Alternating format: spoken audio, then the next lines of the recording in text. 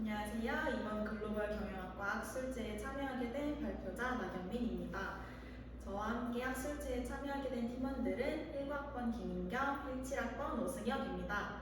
저희는 4차 산업혁명과 인적자원 개발이라는 주제를 준비하였고, 기술 변화와 인적자원 개발의 급격한 변화가 일어난 4차 산업혁명을 접목시켜 보았습니다. 발표 시작하겠습니다.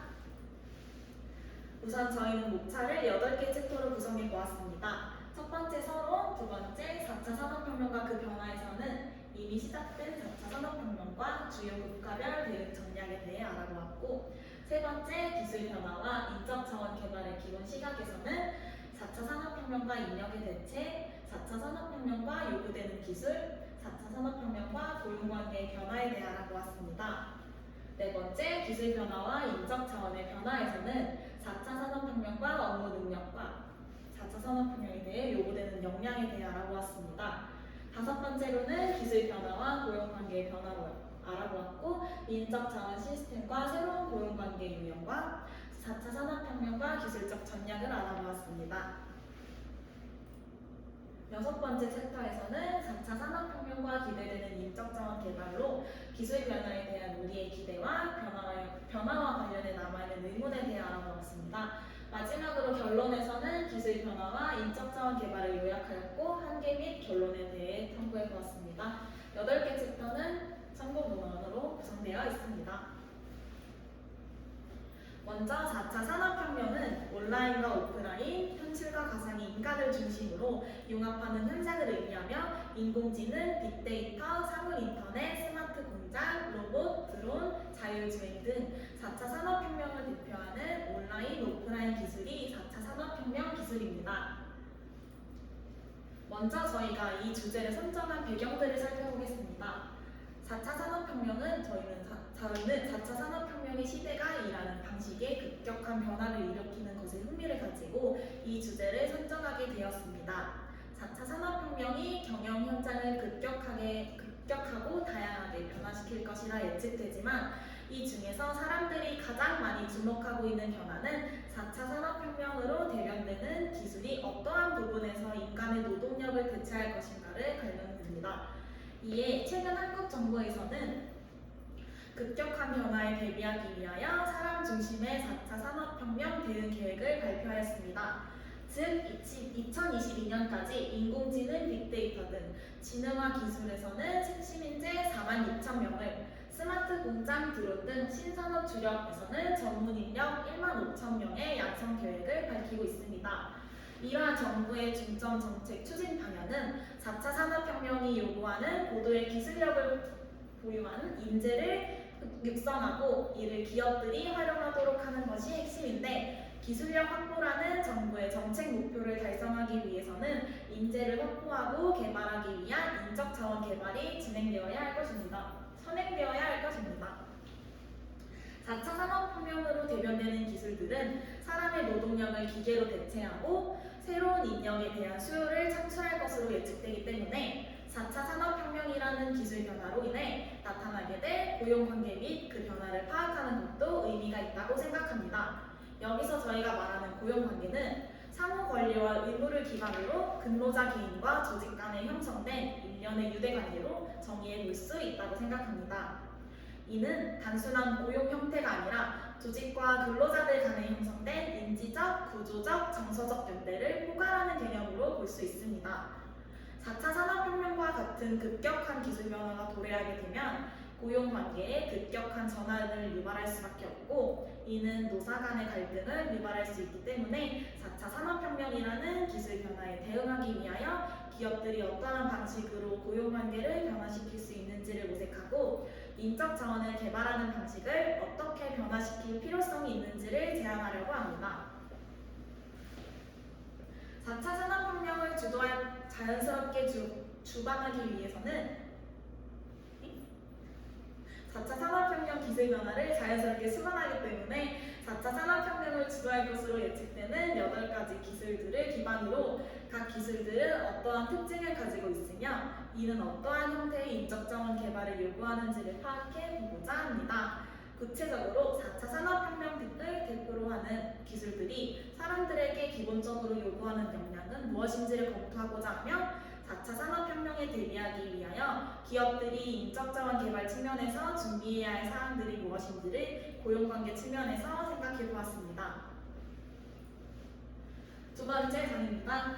4차 산업혁명과 그 변화 중 이미 시작된 4차 산업혁명. 4차 산업혁명은 산업과 기업의 지형을 어떻게 변화시키고 있는가? 우선 독일의 대표적인 스마트 공장인 암베르크 공장에서는 사물 인터넷이 로봇과 연결되어 EWA로 전 공정이 자동화되어 있어 4차 산업혁명이 모범 답안을 제공하고 있습니다.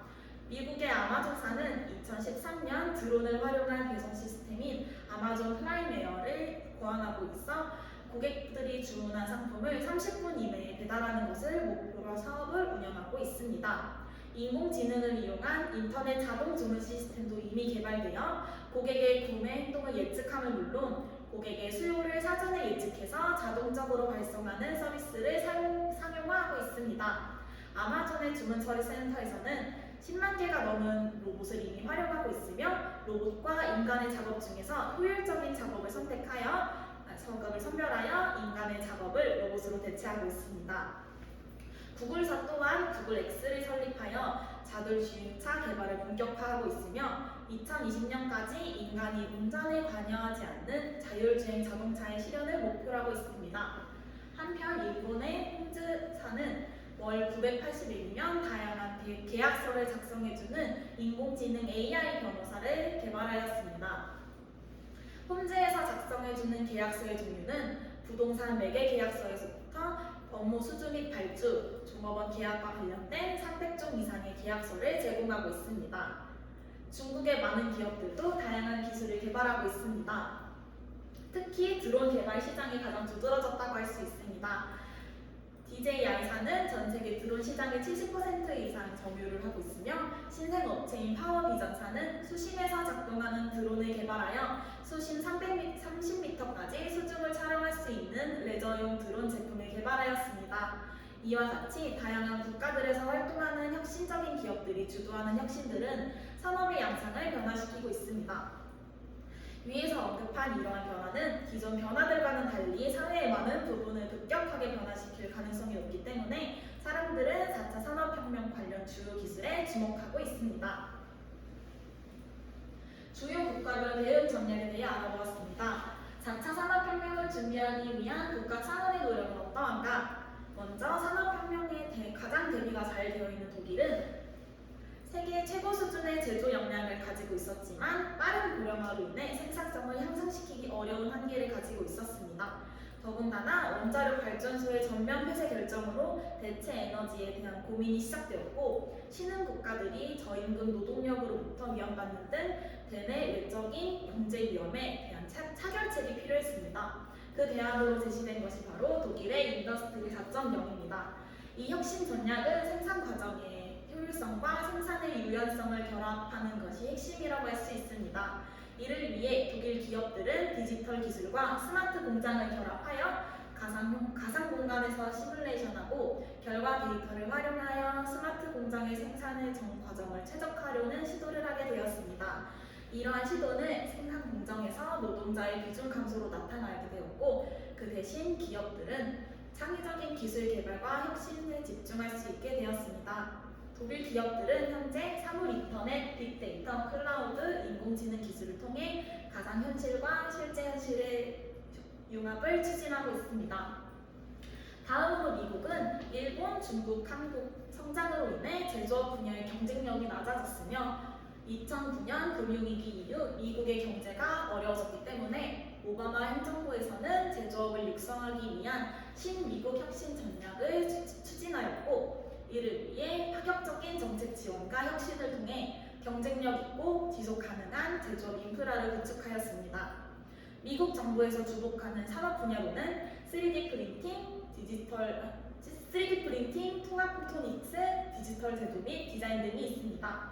한편 일본은 4차 산업혁명이 부상하면서 재빠르게 재응 전략 2015를 수립하였습니다. 이러한 전략이 나오게 된 배경으로는 일본 사회가 겪고 있는 인력의 고령화 문제를 해결함과 동시에 미래에 대한 투자 및 생산성을 혁신적으로 달성하기 위한 선택이라 볼 수 있으며 ICT를 활용한 사물 인터넷, 빅데이터, 인공지능 등과 같은 기술뿐만 아니라 로봇 기술을 특히 강조하고 있습니다.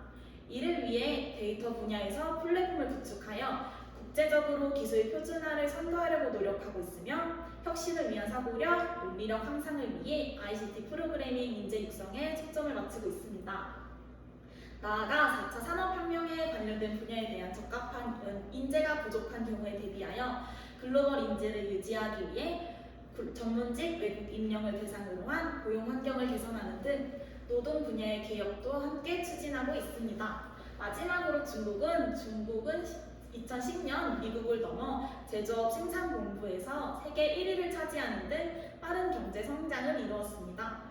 하지만 첨단 산업 분야에서는 여전히 기술이 부족하기 때문에 중국 제조 2025라는 전략을 중심으로 제조업의 미래에 집중 투자하고 있습니다.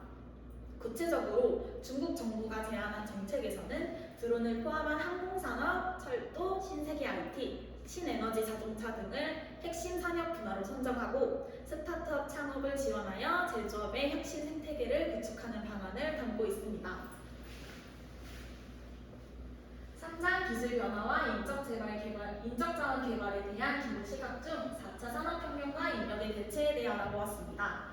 4차 산업혁명으로 인해 인간의 노동력이 기계로 대체될 가능성이 크다면 어디에서 가장 변화가 클 것인가? 기존 논의들을 종합한다면 ICT 기술이 발달하고 다양한 기술들이 연결된 초연결 사회에서는 수많은 중간 관리직이 사라질 것으로 예측되었습니다. 인공지능으로 인해 과거에는 비교적 안정적으로 일자리를 유지할 수 있었던 전문직 또한 이러한 변화의 예외는 아니었습니다. 하지만 역사적으로 본다면 새로운 기술의 발전이 반드시 기존의 인력을 완전히 대체할 수 있는 것도 아니었고 오히려 새로운 인력의 수요를 창출할 수 있기 때문에 인간의 노동력이 대체되는 부분도 분명히 있지만 그렇지 않은 부분도 동시에 존재한다고 보는 것이 이성적일 것입니다. 예를 들어 자동차 및 컴퓨터와 같은 혁신적인 기술이 과거에도 출현했지만 기존 직업과 직종이 완전히 사라진 것이 아니라 변화되었고 새로운 형태의 직종과 직업 또한 출현하였기 때문에 기술 변화로 인한 인력 대체 효과는 4차 산업혁명의 경우에도 크게 다르지 않으라고 예상할 수 있었을 것입니다. 그럼에도 불구하고 사회 내부에서는 4차 산업혁명이 일자리를 감소시킨다는 예측과 그렇지 않다는 상반된 예측으로 양분되어 있습니다. 이것은 아마도 4차 산업혁명과 관련된 기술 자체가 파괴적이고 가시적이고 변화가 급격한 경향이 있기 때문에 서로 다른 주장들이 강하게 형성된다고 생각했습니다. PPT에 제시된 바와 같이 기존 기술 중에서 창의적인 직업과 단순 작업은 일자리가 대체되기 어려운 반면에 반복적이고 루틴화된 작업의 경우 4차 산업혁명에 의해 가장 큰 영향을 받을 수 있었을 것입니다.